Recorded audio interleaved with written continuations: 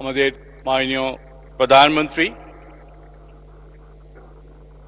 যিনি আমাকে বিশ্বাস এবং আস্থা রেখে আমাকে মধুপুর ধনবাড়ি থেকে নমিনেশন দিয়েছিলেন, এবং ধনবাড়ি মধুপুরবাসী আমাকে প্রায় ৬২,০০০ ভোটের ব্যবধানে আফটার লং 45 ইয়ার্স এমপি নির্বাচিত করেছেন। এবং আমাদের মাননীয় প্রধানমন্ত্রী আমাকে মন্ত্রিত্ব দিয়ে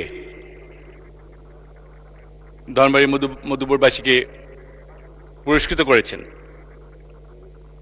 মাননীয় প্রধানমন্ত্রীকে আবার ধন্যবাদ দিচ্ছি আমার পরিবার থেকে। আমাদের প্রয়াত আফাজউদ্দিন ফকির, লোকমান হোসেন ফকির, যারা একসময় শহীদ প্রেসিডেন্ট জিয়াউর রহমানের সঙ্গে রাজনীতি করতেন, আমাদের মরহুমা বেগম খালেদা জিয়া রাজনীতি করতেন, তাদের রুহের মাগফিরাত কামনা করছি। আজকে এখানে দাঁড়িয়ে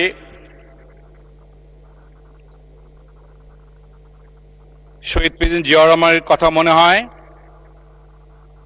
বিশেষ করে মরহুমা বেগম খালেদা জিয়ার কথা মনে হয়। উনি যিনি আমাকে অত্যন্ত স্নেহ করতেন, এবং উনি এত স্নেহ করতেন, আমি 2001 সালে এমপি না হয়েও উনি আমাকে ধনবাড়ি উপজেলা করে দিয়েছিলেন, এবং উনি নিজে গিয়ে সেই উপজেলা উদ্বোধন করে দিয়েছিলেন।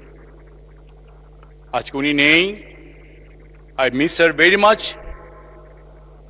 আল্লাহ ওনাকে ভালো রাখুন। একটু দূরেই ওনারা দুজনে শুয়ে আছেন, দ্য ইটার্নাল স্লিপ।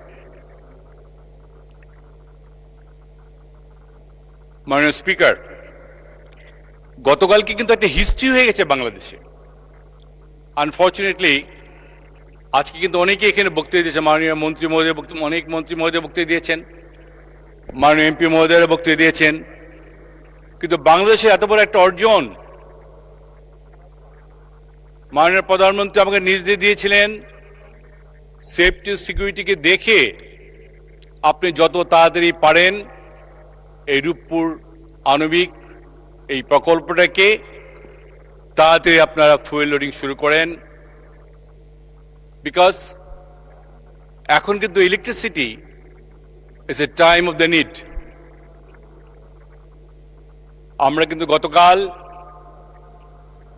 প্রায় 40 জন রাসায়ন এসেছিলেন। রোসাটম যে কোম্পানি, তার ডিজি এসেছিলেন।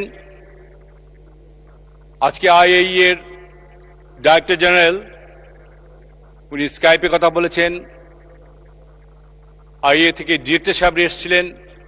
ওনাকে এটাকে এত হাইয়েস্ট প্রায়োরিটি দিয়েছে। একটা এমন একটা ঘটনা ঘটে গেছে গতকালকে, সমস্ত টেলিভিশন বলে, আজকে সমস্ত খবর কাগজগুলি বলেন আছে, অথচ আজকে 18 কোটি মানুষের এই জায়গাটায় একটা বারো কেউ বললেন না।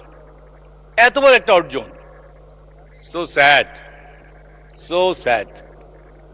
সরকারের অর্জনকে আপনার রিকগনিশন করবেন না, তাহলে কি করে হবে বলেন? রিকগনিশন দিতে হবে ভাই। আজকে আরেকটা কথা বলতে হয়। আমি গত সপ্তাহে ব্যাংকক গিয়েছিলাম ইউএন এসকেপের একটা মিটিংয়ে। সেখানেও আমাদের অর্জন আছে। আমি একটা সেশনে, one of the sessions was chaired by me. আবার সেখানে একটা নির্বাচন হয়েছে। সেই নির্বাচনে আমরা আউট অফ 32 ভোটস 29 ভোট পেয়েছিলাম, সেকেন্ড হাইয়েস্ট ভোট পেয়েছি। এবং সেটা হলো আপনার the Asian and Pacific Centre for Transport and Technology. এটার 8 জনের আমরা মেম্বার হয়েছি সেখানে। এটাও কিন্তু আমাদের একটা এক্সপোজার বিদেশে। এবং সেখানে গিয়ে আমি জানতে পেলাম যে আমাদের জুলাইয়ের যোদ্ধারা একটা হসপিটালে চিকিৎসাধীন আছে। আমি সেখানে গিয়েছিলাম। প্রায় 60 জন আমাদের জুলাই যোদ্ধারা ওখানে চিকিৎসাধীন আছেন, এবং সবাই আমার কথা শুনে, এবং it was so nice of the hospital যে একটা হল রুমে তারা সবাইকে জড়ো করেছিল। আমি 1.5 ঘন্টা ওনাদের সাথে কথা বলে এসেছি। ওনাদের চোখে পানি দেখেছি, তাদের কথা শুনেছি। আমরা জুলাই যোদ্ধাদের কথা বললে হবে না ভাই, সরি ভাই, মাননীয় স্পিকার মহোদয়, আমি নতুন তো, ইট ওয়াজ ইমোশনাল টাস্ক। আজকে সেদিন এই জুলাই যোদ্ধারা তাদের আবেগ নিয়ে আমার সাথে কথা বলেছে। আমরা কিন্তু তাদেরকে ওভাবে লুক আফটার করছি না যেভাবে আমাদের লুক আফটার করা উচিত। শুধু সরকারের দিকে তাকালে হবে না, আমাদের ব্যক্তিগতভাবে এগিয়ে যেতে হবে। আমরা শুধু বলবো জুলাইয়ের যুদ্ধের জন্য আমরা এখানে এসেছি, কিন্তু তার জন্য আমরা কিছু করব না। শুধু তাদের চিকিৎসা করলে হবে না, তাদেরকে রিপ্যাট্রিয়েটও করতে হবে। তাদের বাঁচার জন্য যা কিছু করা দরকার তাই করতে হবে। এদেরকে ভুলে গেলে চলবে না, এদেরকে মনে রাখতে হবে। সুতরাং আমরা যতই কথা বলি, আমরা জুলাই যোদ্ধাদের যতই ব্যবহার করি না কেন, আল্লাহর হস্তে আপনারা দয়া করে এদেরকে যে কাজটা করা উচিত, তাদেরকে রিপ্যাট্রিয়েট করা উচিত, যে যে অবস্থা আছে তাদেরকে সাহায্য সহযোগিতা করা উচিত। এটা দয়া করে আপনার যার যার অবস্থান থেকে, সরকার তো থাকবেই, তারপরও আমি বলবো যার যার অবস্থান থেকে দয়া করে এইসব ছেলেপেলেদেরকে সাহায্য সহযোগিতা করবেন। কারণ আমি দেখে এসেছি তাদের চোখের পানি। এখন অনেক যারা জুলাই যুদ্ধে রয়ে গেছে বাংলাদেশে, তাদের ভালো চিকিৎসা হচ্ছে না বলা হয়েছে। তারা অনেকেই কিন্তু এখন ব্যাংককে যেতে চায় এবং সে হসপিটাল নিতে চায়, কিন্তু কিছু প্রসেস আছে বলে অনেকে আমরা পাঠাতে পারছি না। আমাদের দিকে নজর দিতে হবে। মাননীয় স্পিকার, আপনাকে বলবো দয়া করে আমাদের এই জুলাই যোদ্ধাদের প্রতি সরকার এবং আমরা এখানে যারা আছি, যাদেরকে ব্যবহার করি, তাদের প্রতি নজর রাখার জন্যে। আমি মধুপুর ধনবাড়ি থেকে প্রায় ৪৫ বছর পরে আমি এখান থেকে নির্বাচিত হয়েছি। ধন্যবাদ মাননীয় মন্ত্রী। আচ্ছা, আরো 2 মিনিট বলেন, 2 মিনিটে শেষ করেন, কনক্লুড করেন। Thank you.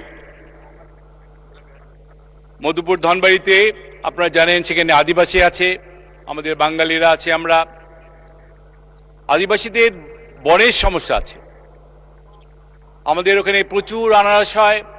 আমাদের মাননীয় প্রধানমন্ত্রী, আমি অনেকবারই দেখেছি, উনি মধুপুরের আনারসের কথা উনি বলেন, এবং সেই আনারসের রক্ষা করার জন্য আমাদের ওখানে একটা কোল্ড স্টোরেজ দরকার, আমাদের ফ্যাক্টরি দরকার, এবং তার জন্য কিছু কিছু রাস্তাঘাট করতে হবে, এবং ওখানে আমাদের গ্যাস দরকার। এই জন্য গ্যাস দরকার বলছি যে মধুপুর এবং ধনবাড়ি একটা বড় উপজেলা, দুটো মিলেই প্রায় 600 স্কয়ার কিলোমিটারের একটা কনস্টিটিউয়েন্সি।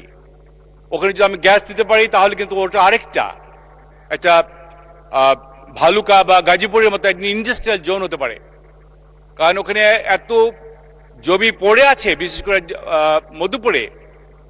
আমরা যদি সরকার থেকে সাহায্য সহযোগিতা পাই, আমি বিশ্বাস করি যে আজকে আমরা স্বপ্ন দেখছি যে ওখানে ইন্ডাস্ট্রিয়াল বেল করব, এটা সম্ভব হবে। মাননীয় স্পিকার, আমি আপনার মাধ্যমে সরকারকে জানাতে চাই যে মধুপুর ধনবাড়ির প্রতি একটু, জনগণের প্রতি, এত বছর পরে তারা আমাদেরকে নির্বাচিত করেছেন, as I said, after long 45 years, আমি মনে করি তারা আমাদের উপরে কিছু এক্সপেক্ট করছে।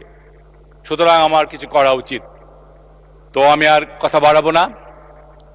আমি আবারও বলবো, আজকে যে গতকালকে যে ইতিহাস হয়ে গেছে, আমরা ইনশাল্লাহ mid August around in between 300 to 350 মেগাওয়াটস বিদ্যুৎ আমরা মেইন গ্রিডে দিব ইনশাল্লাহ।